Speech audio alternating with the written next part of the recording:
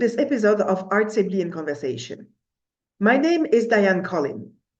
This series presents artists, academics, and project leaders who dedicate their time and energy to a better accessibility for people with disabilities in the arts. You can find more of these conversations on our website, artsably.com, which is spelled ArtsAbly.com.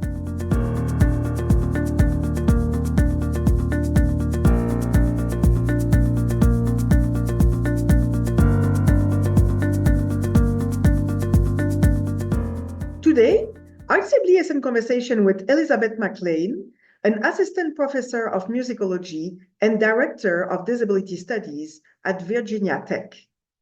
You can find the resources mentioned by Elizabeth McLain during this episode on ArtsAbly's website in the blog section. Welcome to this new episode of ArtsAbly in Conversation. Today, I am with Elizabeth McLain, who is Assistant Professor of Musicology and Director of Disability Studies at Virginia Tech. Welcome, Elizabeth. Thanks. Thank you for having me. Thank you for taking the time in your busy schedule. I know you're very, very busy. Yeah, thanks for working around that. I really need to work on my schedule. It's a bit much. So I always like to know a little bit more about my guests. So I wanted to know a bit about your background, who you are, what made you start in music, things like that. Yeah, how I got started in music. I grew up in a family where music was very important, but it wasn't anyone's day job. So all of my family members played brass instruments and they did it just for fun, but I was the first one to want to go to music school and pursue that. I was working on a degree in trumpet performance when more of my disabilities manifested. I'm autistic, but didn't really get a formal diagnosis until my 20s. I also have Ehlers-Danlos syndrome, which causes all of my joints to dislocate when they want to, among other fun things. And when I was in undergrad, I think my second into my third year, my ribs started dislocating while I was playing trumpet, especially when I was playing piccolo trumpet, which requires just a lot more force. It was very confusing for doctors. They didn't immediately catch that that's what was happening. And it still took, almost another decade to know why it was happening. In fact, if I hadn't gotten the autism diagnosis, I don't know if I would have gotten the diagnosis for Ehlers-Danlos syndrome. And these two things seem to both correlate with each other. If you have one, you're more likely to have the other, but also the other way around. So on top of just asthma and other things that were putting pressure on my lungs and on my rib cage, very clearly this became not a viable career path, we'll put it that way. I explored orchestral conducting for a while, which I liked and I think I was pretty good at. But after going on some auditions, I realized that the path to get there was just odd. It was very much based on personal charisma and there's a lot of obstacles to navigate. I was kind of used to the sexism from being a trumpet player where women are still a minority. But yeah, it really did not seem like a viable path in terms of, oh, if I put the work into it, I will end up being able to make a living off of it. It was a lot more confusing than that. And especially with my health kind of falling apart, I didn't know if I could count on it.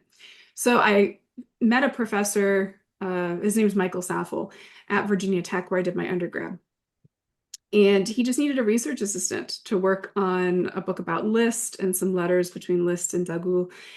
And I could kind of step in and help with my background in French. And that's when I learned that I was a musicologist. It just seemed to fit.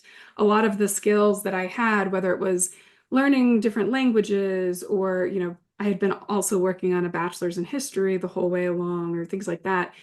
Everything kind of fell into place. So then I did my graduate work at the University of Michigan, where as I acquired more of a mobility disability side to my chronic health disabilities and really got the name for why my brain was so different and why I was struggling, got that autism diagnosis. I became involved in disability organizing first at kind of the local level, things that I needed to get done at the University of Michigan and bringing the knowledge I had and the knowledge I was gaining every day to the School of Music, well, School of Music, Theater, and Dance. I don't want to forget theater and dance just because I'm not talented in either. But the School of Music, Theater, and Dance at the University of Michigan, Musicology department. And it was, kind of a gradual thing. I was doing a lot more on the activism side than getting into pedagogy. And it took many years before I realized that disability was infiltrating my research. So I came to Virginia Tech in 2019 to be an instructor full time while I was finishing up my dissertation.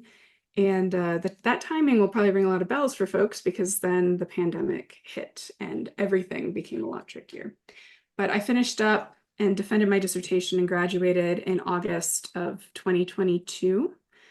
I defended my dissertation, I think it was less than a week before I had major surgery to have a spinal fusion. And I had to do all of my revisions and all of the submission and paperwork and stuff in the first week that I was out of the hospital for that. So it's a bit of a blur, but it's very nice to have it done. I'm very grateful to Mark Clegg and everybody else at Michigan that helped me cross the finish line. So yeah, this year I started as, my new role, as you mentioned, assistant professor of musicology in the School of Performing Arts in the College of Architecture, Arts, and Design here at Virginia Tech. But then I'm also director of disability studies in the Academy of Transdisciplinary Studies in the College of Liberal Arts and Human Sciences. That's a lot to say. I did it without notes this time, so I'm very, very proud of myself. But yeah, that's a bit of how I got from where I was to here, I guess. Yeah, and which explains the busy schedule. Yes, yeah, I'm straddling, yeah, 2 colleges, 2 units, 2 completely different lives, and frankly, learning about disability studies as I go. Like I didn't have access to being able to take classes in disability studies, and that's not unusual. A lot of professors of disability studies have to add this knowledge on after, they're done with their coursework. So I do my best to read one chapter, one article in the realm of disability studies, but also disability activism and arts and all of that, disability culture every day. And I fail a lot of times, but I do succeed a lot of times. And I'm hoping eventually my lived experience is kind of at one level, and I'm hoping like the academic knowledge to talk about it they'll meet soon. That's my hope. But you're also the co-chair of the Music and Disability Study Group at the American Musicology Society. So I was until recently. I did step down last year, which was a year early, and that's why it looks like I still am. I stepped down a year early because my co-chair, James DeVille, and I had talked about the need for the co-chairs to overlap so that we don't lose 2 at the same time. And because I had such a busy schedule and so many research projects going, I offered to be the one to step down first. But yeah, I'm really proud of the work that we did there. And it was wonderful to be able to step down and walk away and know that everything I wanted for the group was kind of going to manifest with or without me. Like we'd made several gains, but I could just see the trajectory that we're on. And I think bringing new energy in has been really helpful in continuing that. This group is really fantastic. It's really a good group of people who really are activists in their fields, try to make things happen, you including, right? So I'm really happy to have been able to work with this group also and with different people from this group. So yeah, I think you can be really proud of what you've accomplished in that. Yeah, my big goals for the group, I love seeing that they're happening even when I'm on the sidelines, right? Like making sure that we're collaborating with people from different fields, centering the experience of disabled artists, which may sound like a no-brainer, but when you're in this kind of work, it's very common for stuff to kind of slide into music studies of disability, right? Like we're talking about disabled composers or disabled performers or whatever, but we're not really applying a disability studies lens. And a lot of times, maybe the people studying it aren't themselves disabled or aren't in community or don't have that background. And there's a lot of great work that falls into that category that I use every day and I love. It's fantastic work. But I wanted to make sure we were kind of growing the segment of music studies surrounding disability that really was bringing disability studies to the table. And trying to find ways in which our academic work could have a real world impact. So yeah, it's been really cool to watch the group do that. I mean, I go on record all the time, so I'm not afraid of doing it here, that I'm very disappointed in the lack of access um, in our society, in the American Musicological Society. I think we've actually taken some steps backward when it comes to access in recent years. And that's the one thing that I'm nervous about. It's not the future of the group. It's whether people like me can continue to be a part of this society, whether the society will kind of continue to serve us or let us serve them even. Or if one day we end up either needing to strike off on our own or find another organization like the Society for American Music or Ramped or something like that, that we can kind of take this fantastic work to. Yeah, and recently there has been conversation about someone we know that who is part of a group and who had to step down from presenting because there were a lot of access needs that were not met. And so it's sad. It's Yeah. yeah. Especially when you see a smaller society like the Society for Music Theory offering a significant amount of their programming online, not Mhm. just for people who have gone through this onerous accommodation process, but for everyone.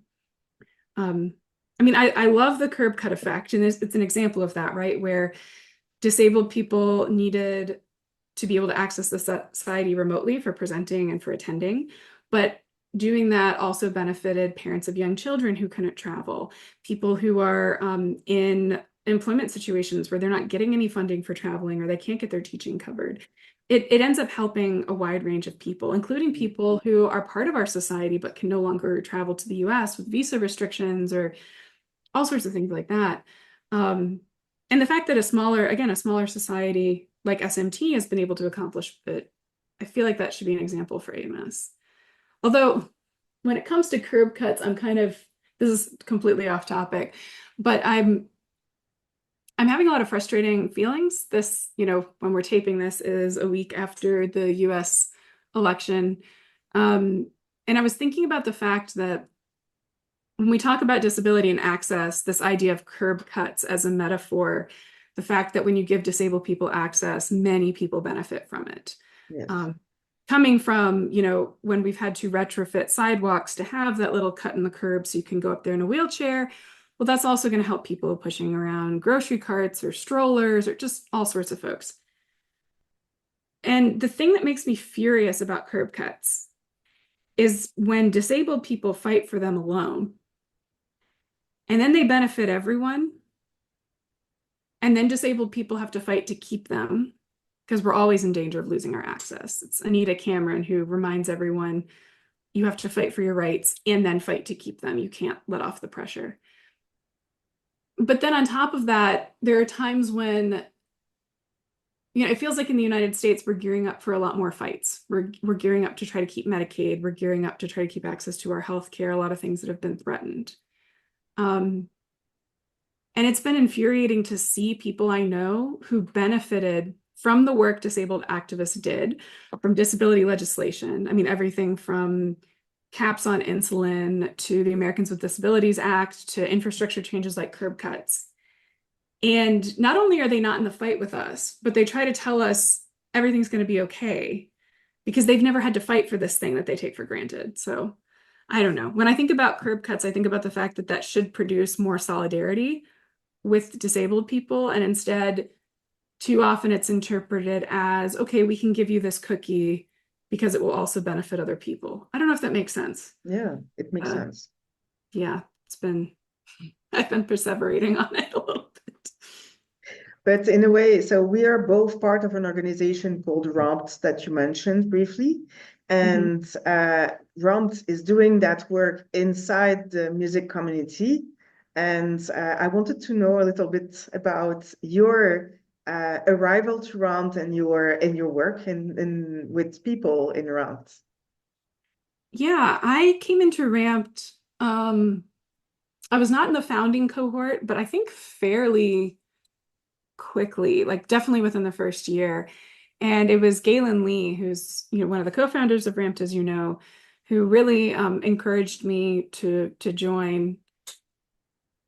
And it's a little interesting. Unlike you, I'm not currently performing as a musician.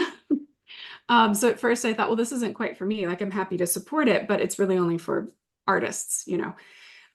That it really hasn't been the case though. I've had the good fortune at Virginia Tech.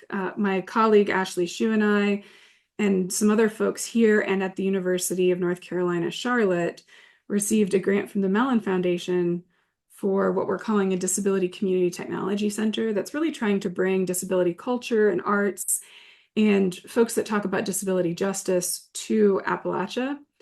And working with Ramped, it's been fantastic to then be able to connect with artists and start building these residency programs, which have been delayed significantly because we've lacked accessible infrastructure when it comes to venues, especially. So we had to put things on hold and then try to get venue problems fixed and raise funds for that and then find alternate venues. And now we're kind of gearing back up. But it's been really nice developing that project in partnership with all of the folks at Ramped who are doing this work. I've been able to serve mostly on the membership committee. I think I was on PR for a hot minute and then then jumped over to membership, but or engagement is what we call it. But a lot of the stuff we're dealing with is membership and then some event planning. Had the opportunity to speak to the National Independent Venue Federation a while back, I think almost a year ago now, about trying to improve accessibility for their venues and ways that you can do it even on a low budget. Was able to go to the White House with some folks from Ramped. I mean, there've been a lot of terrific opportunities.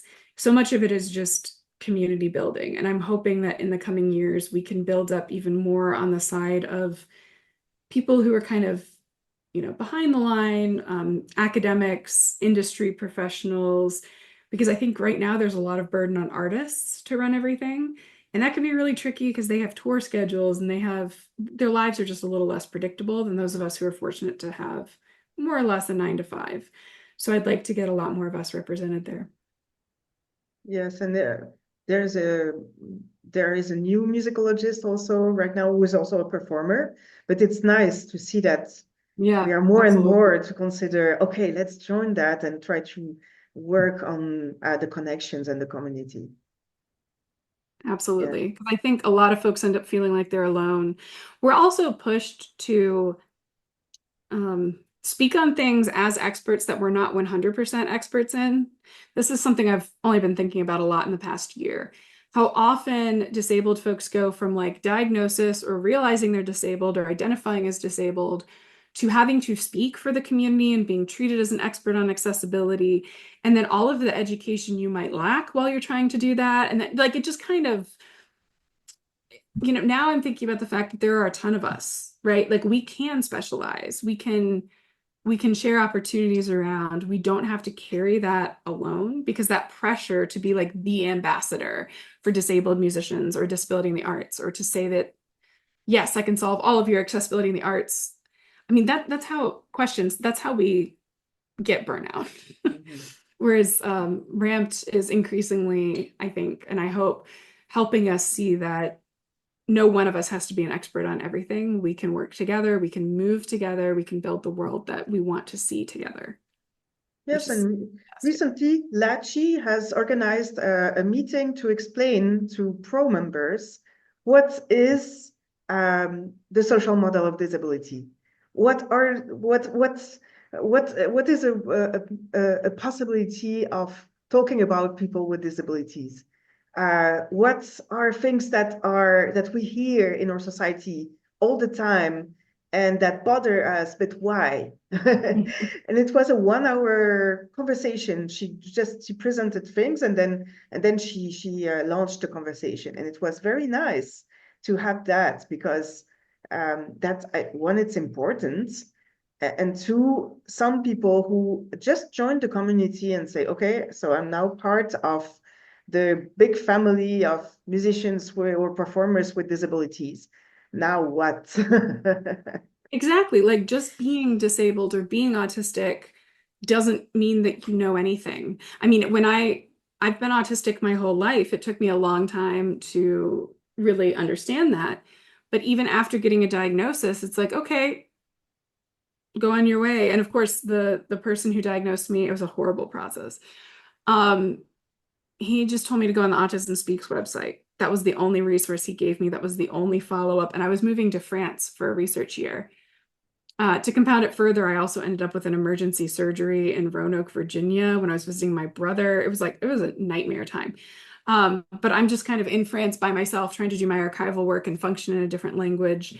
And like, oh yeah, you're also autistic. What on earth does that mean? It wasn't until I came back from France and I joined a support group that I think it was supposed to be very much led by someone at our counseling center at the University of Michigan, but the autistics kind of just took over every single week.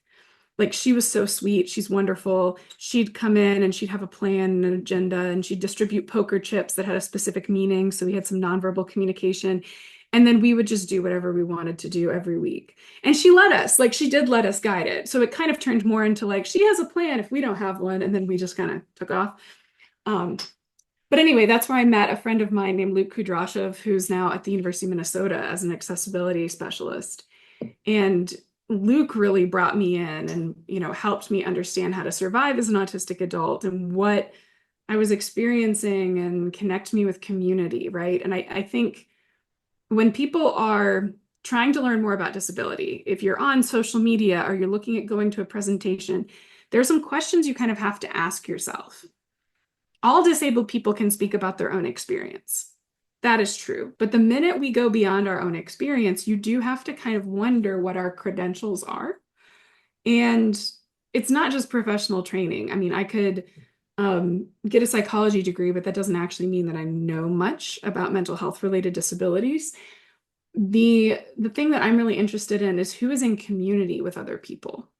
Because either I'm speaking about my autistic experience, or I am able to start pointing towards, you should read this person says this. This is how it's different from what I hear to be autistic. And like, there are some great people who are Indigenous and autistic.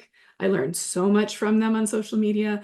Folks who are Black and autistic parents of autistic kids are like some of my favorites in the universe because they just understand things much more holistically than the rest of us. So yeah, checking out and seeing, is this person in community with other people? Are they reading and referencing other stuff? It's kind of funny because in one sense, okay, yeah, common sense. Of course we know to do that. But on the other, we almost never do, like it's really tricky. But yeah, that being in community part of RAMPed is really important. And I think the fact that we're continuing to educate each other and learn about these things, yeah, that can only help. For sure. Well, we talked a little bit about that, but what is it for you? What does it mean for you to be in an environment that promotes accessibility in the arts or disability culture? The most important thing for me is if disabled people are in charge. I think I used to be a lot more forgiving about this, but now that is almost my bare minimum. Like my armor is up and I almost assume that I'm not going to be included if I don't see disabled people, not just with a seat at the table, but a position of power. Because a seat at the table without power or agency is tokenism, as Leah Lakshmi Pipajna Samarasinghe tells us in care work. I hope I didn't butcher that. I love them, so I apologize if I did. But that idea is definitely in there. Accessibility for me is not just being able to get into a space, it's being able to have agency and power in that space and being able to transform it. So are they advertising in advance what access they do have? And are they providing a way for you to ask about other access you need? I think that's really important to me.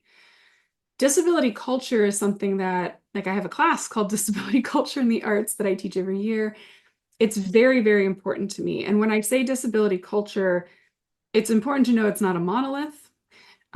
You're trying to kind of talk about an aggregate, knowing that every individual within it probably doesn't fit whatever definition you come up with, and that we have subcultures based on types of disability, but also on how disability, intersects with things like race and gender, because although ableism and sexism and racism, transphobia, all of these are interlocking and interdependent systems of oppression.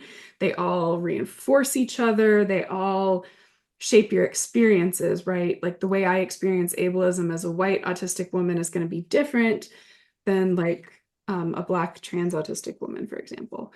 But disability culture to me, it's about the things that we care about. It's about how we understand ourselves. In some sense, it's the language that we use. I think increasingly values associated with disability justice are playing a bigger and bigger role in how we understand disability culture. Not that everyone's informed on the topic, but a lot of things that are articulated in the principles of disability justice, like interdependence, and intersectionality, a lot of these things kind of come out of that culture that we've created.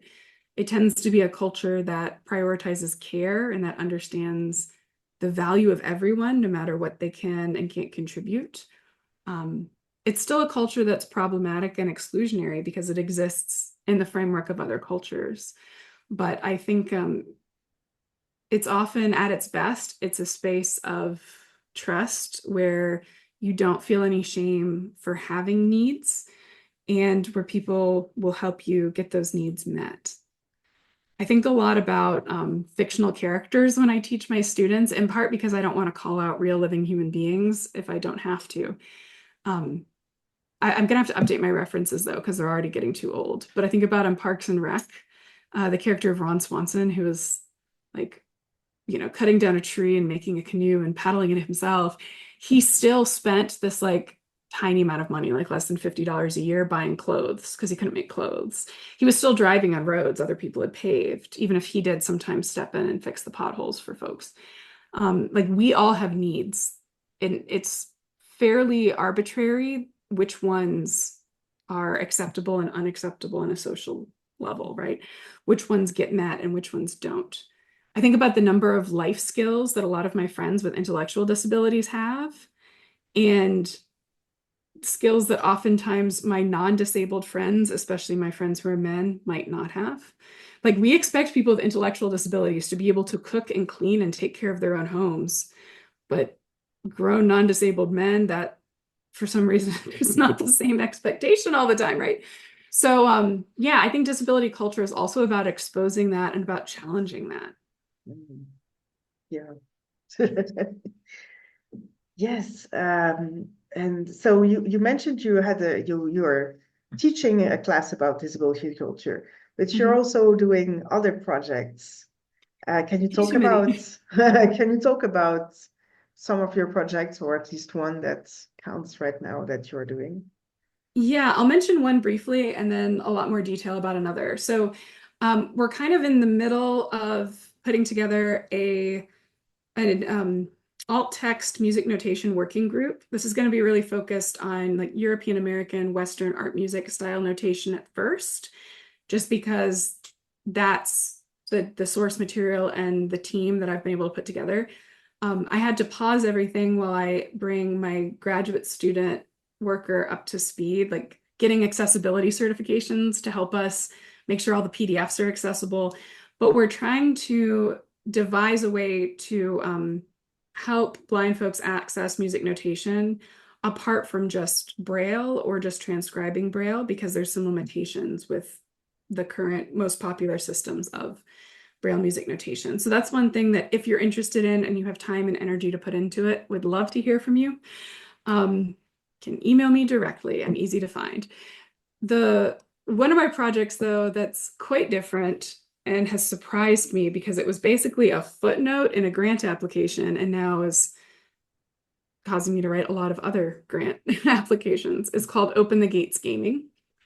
This is a project that grew out of a very local need. Here in Southwest Virginia during the pandemic, we had a lot of disabled folks who wanted to play Dungeons and Dragons. Dungeons and Dragons is the most popular tabletop role-playing game in the world.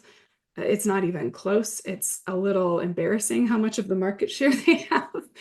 But it exploded in popularity during the pandemic again, thanks to being, shown on television, like with Stranger Things on Netflix, or the fact that you could play it on Zoom, so you didn't have to be in the same room to play. And there were all these digital tools being created, like D&D Beyond and stuff like that, that helped people play it online and helped get players going.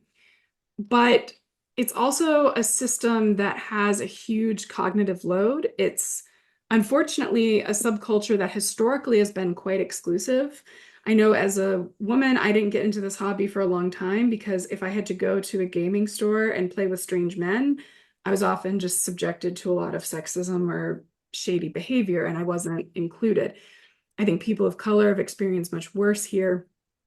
But it also has a very, like, a lot of progressive, like radically inclusive potential. There's no reason that we can't all play together. And it's a game that develops a lot of empathy because you're creating a character and stepping into their shoes for hours, but sometimes years, if not decades. There are games that have been going on for decades, which is wild to think about.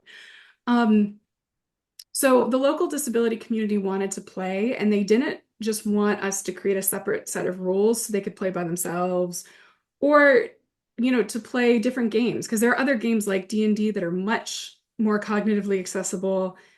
I mean, Kids on Bikes is wonderful. There's a lot of great systems out there, but they wanted to play this one and they wanted to play it with everybody. They didn't want a segregated table, they wanted an integrated table.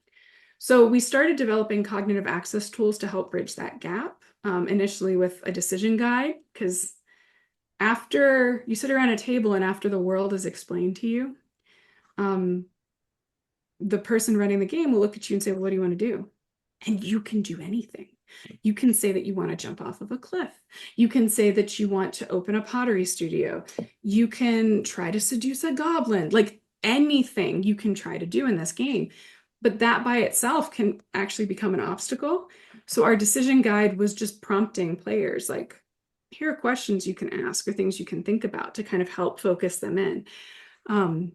We also created spell cards because the magic system is really complicated. So we created easier reference spell cards in larger print that had information presented in a standardized way. And we made a class selector, kind of a tool that helps you build your character, because building the character is often enough to scare people off. It's a huge, complex process with books that have hundreds of pages. So we tried to simplify that and make it storytelling from the beginning. It was so exciting for people that the demand for what we were doing kind of skyrocketed. And once we started trying to implement these 3 tools, we realized we needed other stuff. So now we're making videos that explain concepts in like social media length, right? 90 seconds or less. Here's what the concept is. And here's an example of people actually playing with that concept. They're, multiple actors at a table with the dice, with all the things. We also have a sample adventure now, so you'll be able to watch an entire session so you know what to expect before you go and if you really want to do this. We have ability cards and we also have character sheets.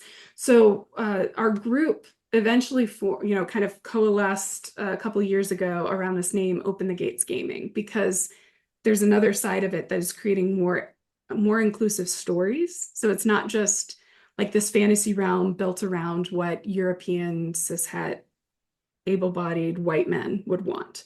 We're trying to open up other realms of storytelling and other possibilities around disability and race and gender and sexual orientation. And the idea for us is that play is a human right, and yet it's something that's denied to a lot of people.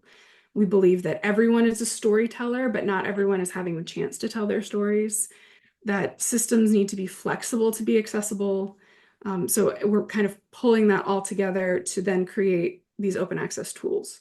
So we are in the last stages of prototype development. We'll be doing playtesting in early 2025, and everyone that comes and playtests with us gets free custom dice that have our logo on them. They're very cute.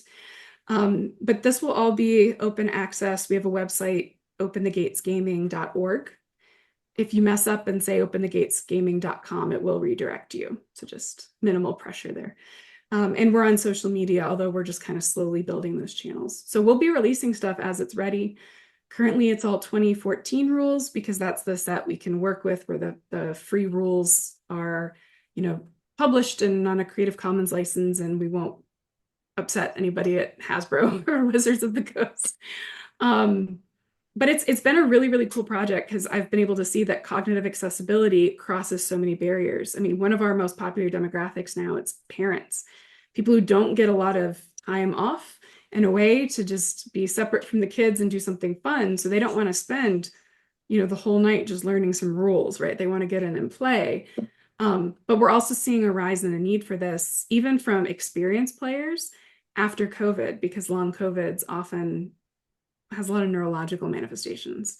So yeah, we've got things for experienced players and new players, and we have a commitment that it is always going to be open access, free for everyone to use. Our team, everyone in our team has a reason why they would not have been able to get past the gatekeeping, but we've all been able to leverage some aspect of our privilege enough to kind of get inside. So now we're trying to kick open the gates from the inside to let everybody in. Wow, it's a fascinating project. Yeah, it's a lot. It's not where I thought I was going to be. I never thought I was going to be doing this. But it's really, really cool. We will share all these links on Yeah. ArtsAbly so that people can have a look. It's great. I also read somewhere that if we want to challenge you with another game, which is the Star Wars game, if we fight with you, we will lose. Is that right? Probably. I don't know. I mean, there are some people that get really into like the mechanics of the ships that will lose me for a second, but I have been a deeply devoted Star Wars fan from my earliest memories. Yeah.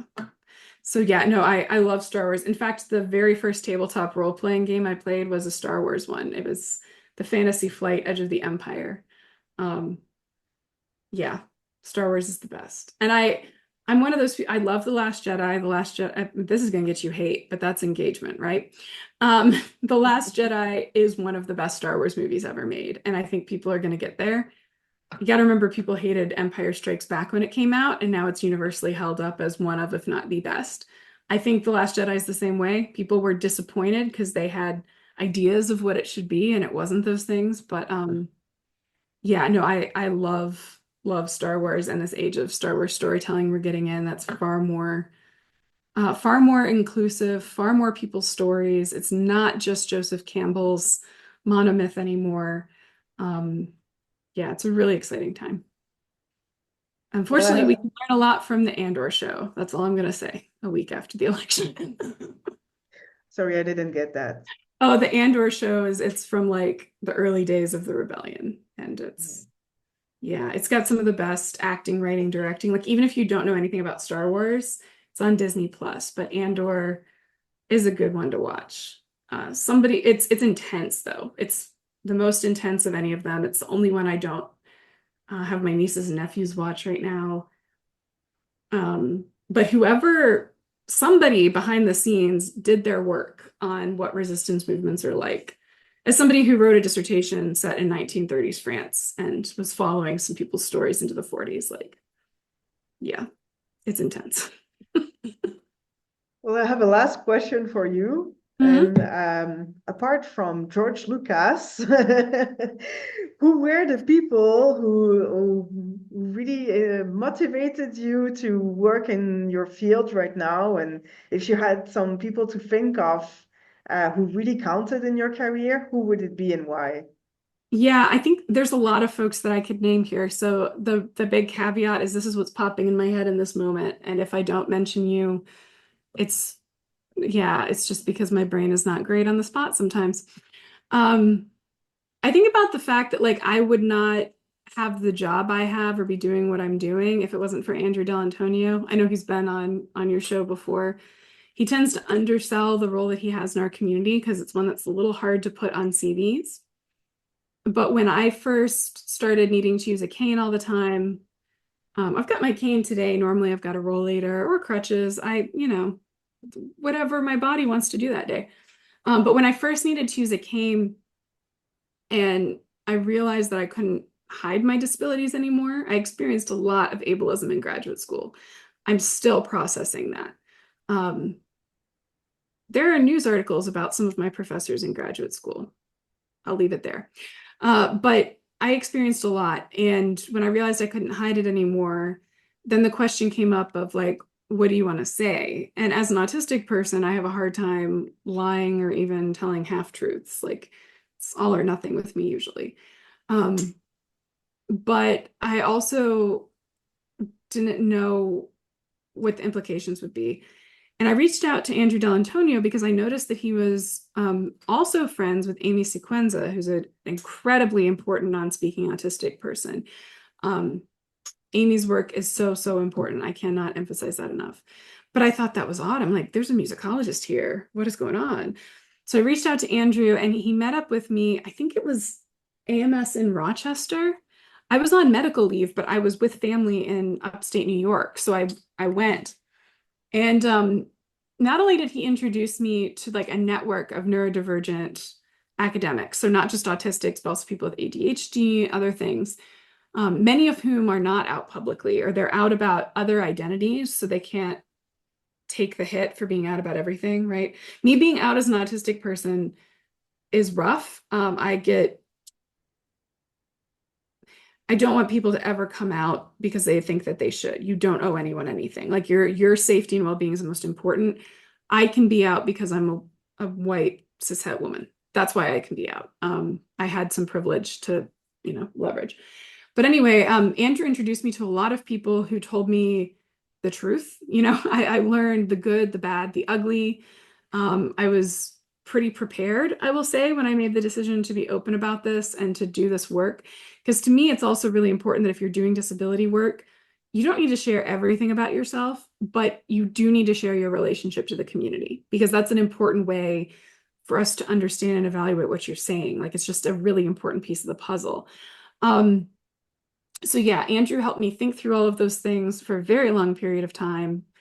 And without him, I either wouldn't have been out and working in disability, or I might have done it very wrong. It might have been a more dangerous. I wouldn't have been prepared. I wouldn't have felt like I had a network. And to this day, he's still just an incredibly essential part of my support system. And I'm very, very grateful for him.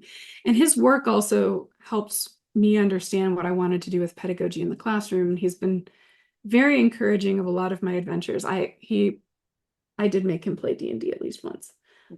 He played when he was a kid, but yeah, I brought it back. So I think that it's hard to underestimate like how important that was. I think about everyone who has been or is in disability culture at the University of Michigan. This is an organization that kind of like ramped. I wasn't in it at the very beginning, but I was there very near the beginning. And there are so many folks at DC at UM, Luke Kudrashov, Jeffrey Edelstein, Ashley Wiseman, Solomon Furious Worlds, best name ever. Just so many people that I met through that organization and working together who taught me, like the first time I learned what disability justice was, it was from them. The first time I learned to be comfortable explaining my access needs or what access intimacy was, it was them. And they're fantastic Halloween parties. And yeah, so that was really, really important. And even today, folks like Ashley Shue, for example, here at Virginia Tech, I don't know that I would have lasted without her. I mean, I had a long phone call with her this morning, and I'm sure we'll be texting all day. And she is marvelous, and yeah, I owe her a lot. I think I wouldn't have gotten involved with Ramped if not for Galen Lee. The first time I called her, I was so starstruck. I was trying to book her for an event. It's kind of adorable to think about because now, like, she's one of my first calls after the election. Now it feels like we're comrades in arms, but back then I was terrified of her. Yeah, there's so many folks. And I love that I've gotten to a point where, like, my Open the Gates gaming team, I joked to one of my student workers who is neurodivergent that everyone on my team is neurodivergent. They just don't all know it yet. And then it became a game of trying to spot who knew it. That's probably a bit of an exaggeration. But the fact that I have so many people who are different than me, but just believe me if I need something, and then they're there for it, that think about my access needs in advance. Remember the first time I walked into a room and they turned off the lights that sometimes set off my migraine, and I didn't even know that they knew that. Just all of the little things, like the fact that I have chosen family that will be there. It's just kind of remarkable. Yeah. I should stop naming people because I'm only going to miss more and more of them. Well, thank you so much for this time together. It was a great conversation. And Yeah. I'm sure we're going to see each other in another one project or another. I hope so. I'm so excited that you're doing this because I think ArtsAbly is really helping connect people and fill this gap that everybody has talked about, but nobody's done something about. So I'm really glad that you're doing it. And yeah, thank you for the opportunity and your persistence, even as my schedule just kept saying no. I'm glad that you kept saying yes until we can make it work. Thank you. And yeah, have a great day and talk soon. Awesome. Thank you. Bye. Bye.